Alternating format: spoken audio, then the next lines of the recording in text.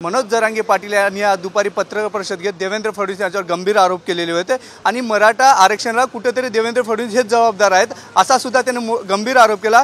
मी आता सागर बंगल्यावर जाणार आहे आणि देवेंद्र फडणवीस यांना गोळ्या घाला ते खुशाल गोळ्या घाला असं त्याने वक्तव्य केले होतं। त्या पार्श्वभूमीवर आता आपण बघू शकतो सागर बंगल्याबाहेर मोठ्या प्रमाणात पोलीस सुरक्षा वाढवण्यात आलेली आहे। डीसीपी मोहित गर्गे काही वेळापूर्वी इथे येऊन गेलेले आहे। पोलिसांना काही सूचना सुद्धा केलेल्या आहेत। त्या पार्श्वभूमीवर आपण बघू शकतो मोठ्या प्रमाणात पोलीस बंदोबस्त इथं तैनात केलेला आहे। मनोज जरांगे पाटील सध्या जालना जिल्ह्याच्या बाहेर आलेले आहे, संभाजीनगर इथे आले असं कळतं आहे। तर दुसरीकडे सह्याद्री इथं देवेंद्र फडणवीस, अजित पवार आणि मुख्यमंत्री एकनाथ शिंदे यांच्यात बैठक चालू आहे। मनोज जरांगे पाटील त्याच पार्श्वभूमीवर इथं बैठक चालू असताना इकडे सागर पोलीस सुरक्षा वाढवण्यात आलेली आहे। कॅमेरा पर्सन विक्रम चौथ, मी आवेश तांदळे, साम टीव्ही, मुंबई।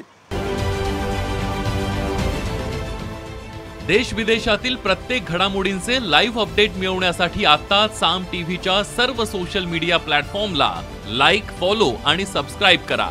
तसंच सर्व नोटिफिकेशनसाठी बेल आयकॉन प्रेस करायला विसरू नका।